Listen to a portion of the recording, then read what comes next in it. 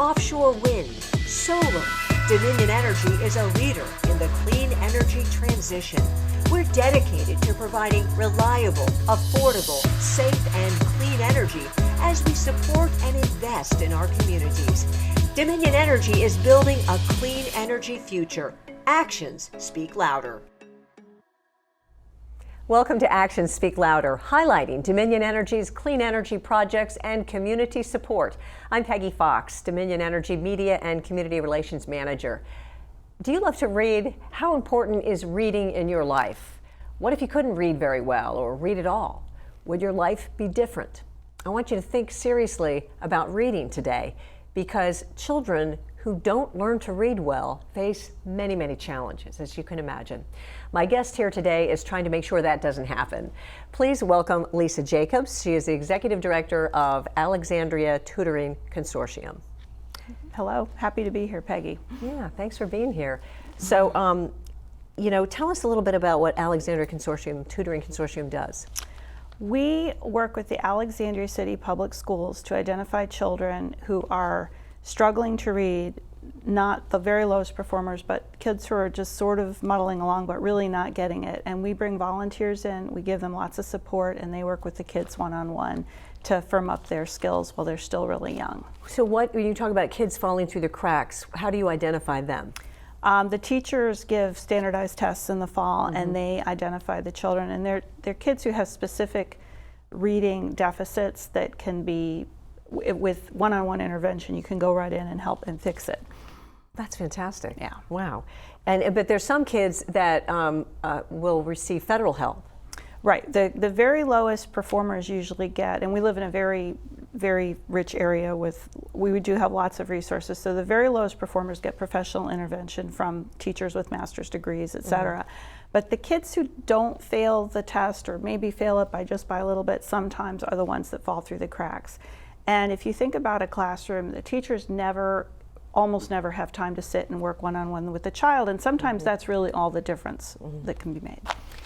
Well, I met you because Dominion Energy provided a grant to your organization. So tell me how important is it to have that kind of community support? It's enormous. It does make all the difference. We are so grateful for Dominion's support and our partnership, and we. Alexandria Tutoring Consortium, which I'll call ATC, we rely completely on grants. We get a little bit of money from the government. We have foundations, we have corporate supporters, and a lot of individuals, and that's how we're funded. You focus on children of a very certain age. Why? Tell me about that age, and what do you learn about that age? Why it's so critical? The research shows if you're reading on level by third grade, you're in pretty good shape to continue on your academic trajectory. We go in and work with kindergartners and first graders because the earlier you get to the kids, the easier it is, and it's also kinder for the child to never really fall behind. When they're just starting to fall, you catch them rather than to let them go. And the national government's done research. It can take 4 times as long and cost 4 times as much to catch a child up later than to help in kindergarten, first grade. It's really a sweet spot for literacy fundamentals. And that's my next question is what kind of challenges do kids face who do fall through the cracks, the ones that you don't catch? It's pretty sad. They could correlate it out. So you think about leaving third grade, you can't read, you're going to do poorer in the upper elementary grades. Middle school, high school is going to be harder. Children are more likely to drop out. They are less likely to get good jobs. They're less likely to go to college, of course. So that you can track wages over time, criminal justice, worse outcomes in the criminal justice system, higher rates of teen pregnancy, and even healthcare outcomes if you think about it, because people who can't read well, can't read the bottle, might not be as able to make doctor's appointments when they do, might not be able to advocate for themselves as well. So there's even a correlation between not being able to read at the end of third grade and long-term health outcomes. Lisa, you talk about not being able to read as sort of a civil rights issue. Why do you use those terms, and what do you mean? Our public education system was created to build an informed citizenry. We don't think about it. We all take it for granted, but that's why we have public schools. And children who can't read cannot participate. They are not as informed. They might not vote. But it's even more fundamental than that. If you look back at the Virginia Code before slavery was abolished, it was against the law in Virginia to teach an enslaved person to read. And the person learning to read, the punishment was 20 flogs, whips. And the person teaching could be either whipped or given fines. But if you think about the power that to actually outlaw teaching someone to read, the power that reading brings you. Yes. If you want to control someone, that's a good way to keep them down and keep them And that's what they were doing. disempowered. That's exactly what they were doing. Right. Yeah, and we don't think about that anymore. No. We think we all take it for granted. Oh, we've got schools, everybody Right. learns to read, but it's not something we should take for granted. And people put it on the individual, but if you're a little kid, someone has to teach you. Right. Right? Someone Yeah. has to give you the books and teach you how to read. So can teaching children to read better and to read period, can that help close the equity gap, do you think? Yeah, it's a fundamental piece of it.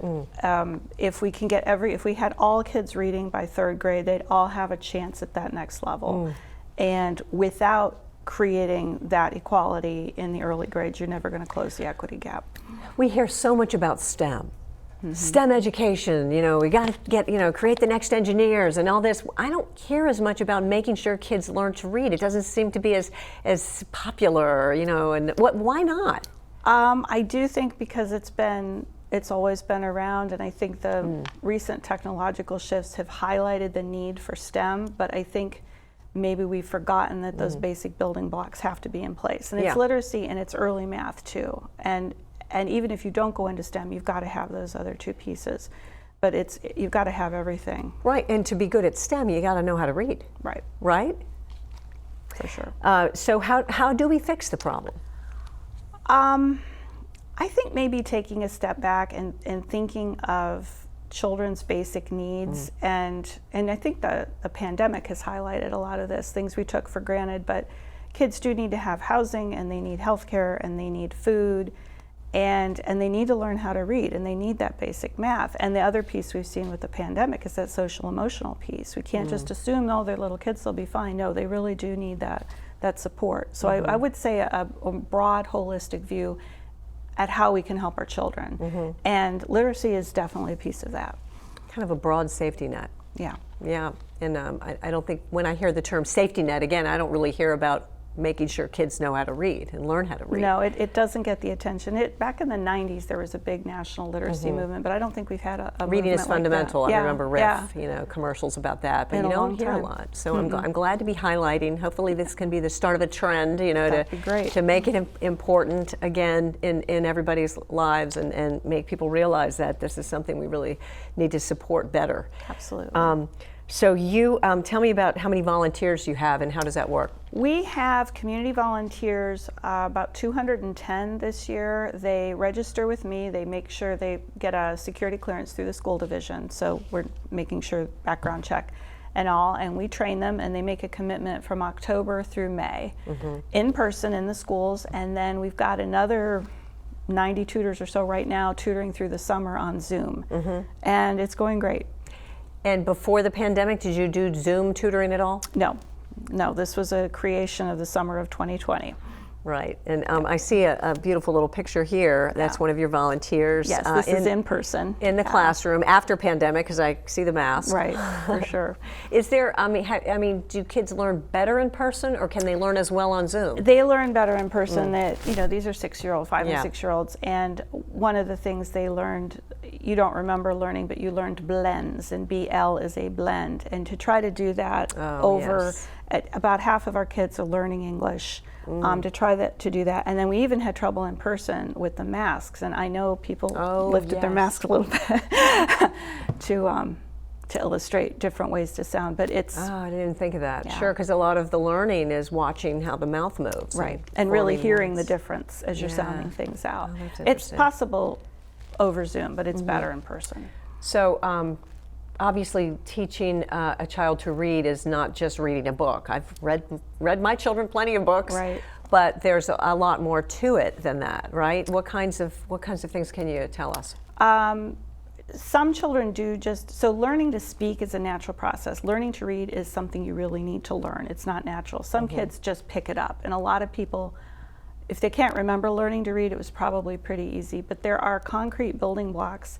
You know, you have to learn your letters and how they sound. And then there are all these rules in the English language and what is silent E, all that sort of thing. And patterns in words that you can teach. It's very basic.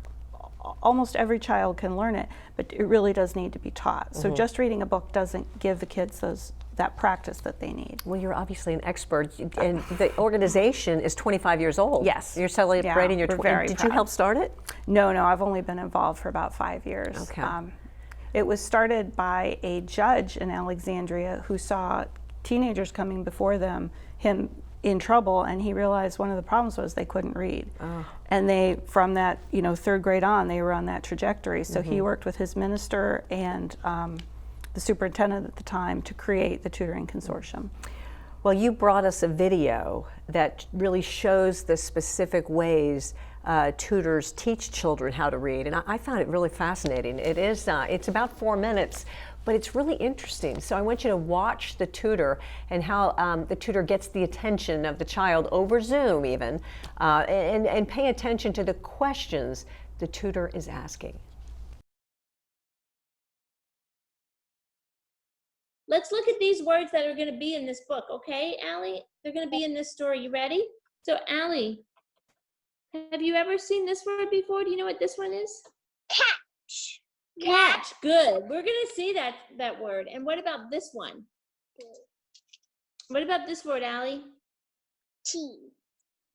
Chase. Chase. We're going to have that word. And what about this one? Hurry. Hurry. Have you ever seen that one? Hurry. Okay. Yeah. And here's one you might not have seen before. Okay.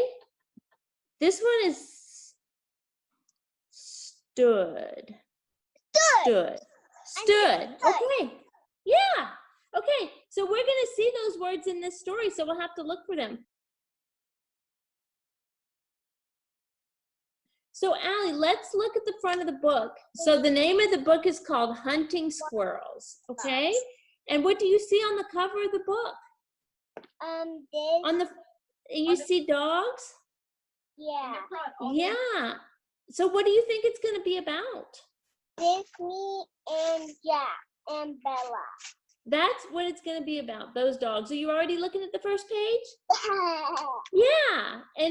And so let's, and the name of the book is called Hunting Squirrels. So I wonder what they're going to do. Can we look at the next page and see what we think is happening? They're running after squirrels. They're running. And do you see that word chase on that page that we talked about? Mm-hmm. Don't get too close, lion. Can we try that line one more time? To lion. Good job. Allie, can we stop right there and talk 1 minute about that word groaned? We see that a lot, don't we? We see it a lot in this book. Do you know what that means? What? Do you know what groaned means? Yeah, something grew in your feet.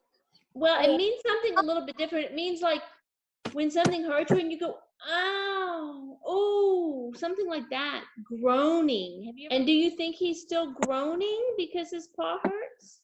Yeah, I see it red. Which one did you like better? Squirrels.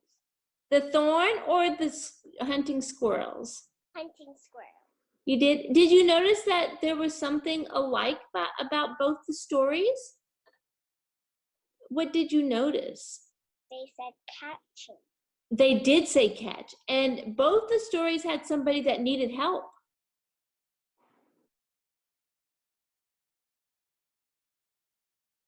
Allie, can we write a sentence about this story on the whiteboard? Yeah. Great. So let's write a sentence about one of the animals in the story. Which animal do you want to write about? The monkey, the elephant, the giraffe, the lion. Elephant. Can you get me dinner? Is that my crop top? Okay, Allie, can we write this sentence? Can Yep. we? Okay, tell me what you have so far. And can you show it to me when you're finished? And don't forget your period at the end. I already put the period. Oh, good. Can I see your sentence? Let me see. Elephant tried to help lion. Well, that's good. That's really good. Wonderful. We did a really good job today. I'm really proud of you. Okay? Keep reading, and I'll see you Monday. Okay? Okay. I wish I was there. I'd give you a sticker. Have a good weekend, okay? Okay, bye. Bye.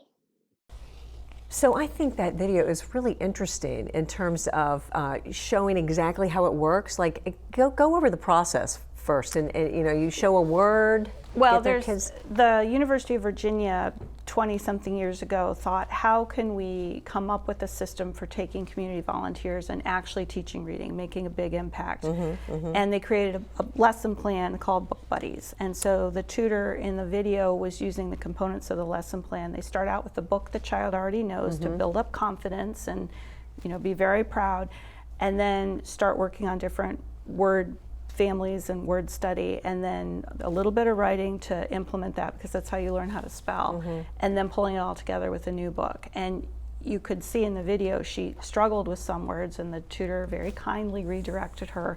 The kids are great. They really are, and the tutors are very good and very patient. And we support them with, I have professional staff that writes the lesson plan, so it's targeted at each child's needs. Your tutor in that video looked very knowledgeable, and I loved how I mean, the little girl Allie was just you know, she hung in there, Right. You know, you could tell she was having fun. She was wanted having to fun. be there. Yeah. She was happy, you know, she was learning, and that made her feel proud, and you know, it was really great. Is that typical, or did you just give us a good one? Well, Allie's got a special little spark in her eye. Yeah. You know, the kids start out, many of them are very shy. They are nervous about their reading. They don't have any confidence. And then they build that relationship, the one-on-one, and over time they blossom. I mean, some of the kids come out of the gate with a huge personality, but some of them, you know, you have to draw it out. And you can watch over the course of the year the pride and the confidence that develops, and you know, in addition, they're learning, but it's the whole thing. It's not just the reading; it's their whole attitude towards school that starts to improve. What, and you have the same volunteer work with the same child? Exactly. Why is that important? It's that one-on-one relationship, and sometimes we'll have two tutors share a child, or one tutor will work twice a week with a child. But they're called book buddies, and they really do build a relationship. And the kids get, you know, if a book buddy is on vacation or sick, the children get very upset. You know, today was supposed to be book buddies, what do you mean? They go home and tell their parents about it. One little boy announced it was his favorite class, which is very sweet. And it happens during the school time? Yes, yes. Okay, so you take them out of something else? Yeah, the teachers figure out a good time, because if with it as young as they are, if we try after school, they're done. They're tired. Wiped, yeah. So, and how many kids do you have, and in how many schools? We were in 11 schools. Alexandria has 14 elementary schools. We were in 11 last year with 171 kids, and we are hoping to serve 195 in 12 schools this coming year. And I'm sure you have some kind of metrics to show the improvements. Yeah, we had, the data's not in yet for this year, but last year we had 87% of the kids reading on or above grade level by the end of tutoring. Do all of them improve at some? Every single one of them improves. Sure, Yeah. And the ones that Absolutely. aren't improved and don't reach the grade level, what do you give them more? Do you? We work with the staff. We're talking about trying to expand to second grade. It becomes a logistical issue, but we're working with the schools to see how we can best support them. And how many volunteers do you have? Just over 200. Just over 200, you said. That's a lot. It's great. Yeah, it's great. I mean, you have to have as many volunteers as you have children, right? Yeah. And why do they like it so much? They really like it. I think there are very few very few things you do in life where you get a giant hug, you know, or the smiles, or a little note that says "I love you." one of the volunteers said she loves it. So they tutor for a year and then it ends and you get another student. Almost always you get a new student the next year. And she said it's like getting a new grandchild every year. Another benefit we see, which is certainly not the intention, but when the volunteers come into the schools, they really end up becoming advocates for the schools, very supportive of the public schools and making sure resources are there, which is terrific for the community at large. But it's just, it's definitely a volunteer position. Sometimes you do something, you're not sure you made any progress. You can see it. You can see that child clicking along with the books, and you get the hugs. So it's a pretty good deal. Yeah, and you see the progress, and you're changing a child's life. Right. I mean, I can't think of anything more satisfying than that for a volunteer, and a parent. Well, and we talk about you're changing this child's life and trajectory, but then 25 years from now, you're changing another child's life when this child knows how to sit down and help their youngster learn how to read. Wow, that's really wonderful. And why Alexandria? Because the judge started there with the community, so we've been in the city of Alexandria. I've definitely had friends in Fairfax and Arlington ask me, when are we coming? Be glad to talk with anyone about that if they wanted to create a program. Is there anything like Alexandria Tutoring Consortium in Fairfax County or I don't know Arlington? anything specifically like we're doing. I know there's a group called Tutor VA that just started that's matching graduates, college students with kids for tutoring. And then there was Give Youth is another one where I think high school kids are tutoring, but I don't know, and it could be out there and I don't know about it, but I don't know anything exactly. Now, like I what we're imagine doing. you have a number of retirees. Yes. Because they're available. Right. You're talking about during the daytime, so it's got to be someone who maybe does not have a full-time job or is able to take that time. Because it's how many days a week? 2 days a week. 2 days a week. For about 45 minutes at a time. Yeah, it's significant, and it's I get college students who are amazing, and the kids adore them. We have lots of volunteers who are older, and we get stay-at-home parents or people who are working, and they can. I've got an 8 o'clock slot, or maybe people who are working in the morning. They can work afternoon. So, are most of your volunteers from Alexandria? Yes, but the Alexandria part of Fairfax, City of Alexandria, flew from Arlington once in a while. Somebody from Falls Church or DC. But you're only in the city of? Yes. Okay, because I know there's parts of Fairfax County that are, address Alexandria, but you're in this. Do you get funding at all from the city? The City of Alexandria, we have a grant from them, their Child Youth Services, so that's been good. There's a lot of need in Alexandria. I mean, there's wealth, there's super wealthy areas, Old Town and what have you, but there's a ton of need in Alexandria. Absolutely. And that's why you're in how many schools? 7? No, we're in 11 11. now. 75% of our children, of the kids in our programs, qualify for free and reduced lunch. And I think people don't see it. They think of Old Town, they think of beautiful houses, the water, the restaurants, and everything. But there is a whole lot of diversity, particularly on the West End and in parts of Old Town. We have lots of immigrants. We have people who've been there a long time who struggle, and it's important to make sure, again, every single one of those kids can read. And it's wonderful that Alexandria has that diversity. Yeah. It just makes the world a great place and the community a great place. But we gotta make sure the kids have what they need, and the people there have what they need. So you also mentioned that some of the kids are refugees. We do. We get refugee kids. We don't generally get them immediately the first year because their English language level isn't high enough. But we'll get them the second and third year out. And I'm expecting next year we'll have some Afghan refugees from last summer. But in the past we've had Afghanis. And in fact, last summer we had 2 little girls we were tutoring via Zoom who had gone back with their families to visit. And one of them barely got out. And wow, it was kind of before she left, she was in Afghanistan, I don't know what, 9 hours off or something like that, getting tutored. And the tutor described how her aunts and uncles were sitting around the room behind her very quietly and respectfully listening to this person teaching her English, and also sort of just absorbing the fact that this volunteer cared that the little girl learned to read enough to take the time to do it. I mean, it was just What a beautiful thing. wonderful messaging going out. Lisa, what would you say in the closing comments here to folks out there who might be interested in volunteering? I would say do it. Volunteer Fairfax is an amazing resource. Volunteer Alexandria, all sorts of opportunities, and there's definitely, you know, a child out there who could use your help. Thank you so much for coming on and telling us all about Alexandria Tutoring Consortium. What a great organization. Thank you for what you're doing and changing the lives and improving the lives of all these children and their families. Thank you, Peggy. To come. Thank you for your support. Thanks for watching Actions Speak Louder. We hope you join us next time to learn more about how Dominion Energy is working toward a sustainable future while supporting our customers and communities. You can find links to our Actions Speak Louder programs by searching Peggy Fox Actions Speak Louder playlist or following me on LinkedIn or Facebook. Thanks to the staff here at Fairfax Public Access, where this program is being recorded. Take care and be safe.